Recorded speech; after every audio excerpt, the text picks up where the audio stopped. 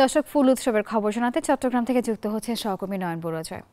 জয়, আজ তো ফুল উৎসবের প্রথম দিন, আপনি আয়োজন কেমন দেখছেন এবং সেই সাথে দর্শনার্থীদের ভিড় কেমন?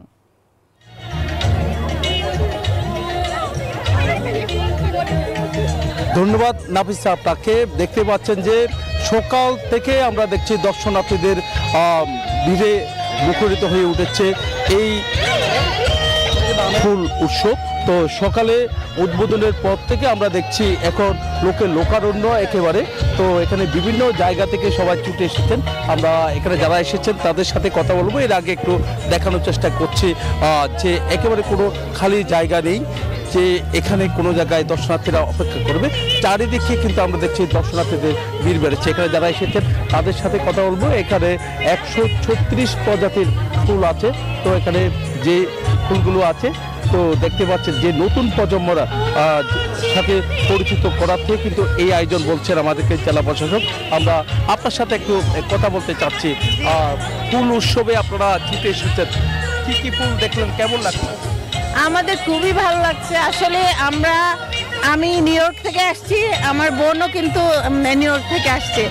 তো আমাদের শুনলাম যে এটা ফুল উৎসব হচ্ছে প্রথমবারের মতন, তো বললাম দেখতে আসি। খুবই ভালো লাগছে। বাইরের তুলনায় বাংলাদেশে এটা খুবই চিপ, টিকিটটা অনলি 50 টাকা। তো সে তুলনায় আর আমাদের বোট রাইডও হলো, খুব ভালো লাগছে। খুব ক্লিন, নাইস, এক্সেলেন্ট। আমরা আরো কয়েকজনের সাথে একটু কথা বলতে চাচ্ছি। আপনার সাথে একটু জানতে চাচ্ছি, ফুল উৎসবে এসেছেন চট্টগ্রামে, কেমন লেগেছে এই ফুল উৎসবটা? ভীষণ ভালো লাগছে। আমাদের লাগছে সম্পূর্ণ পরিবেশটাই খুবই সুন্দর, একটি শান্তিপ্রিয় পরিবেশ, আর অর্গানাইজেশনটাও খুব ভালো। সবকিছু ভালোই লাগছে হাঁটতে। আমাদের আসার প্ল্যান ছিল না এখানে, কিন্তু ঢুকে যখন দেখলাম এত সুন্দর, ঢুকে পড়েছি আমরা। খুবই ভালো লাগছে।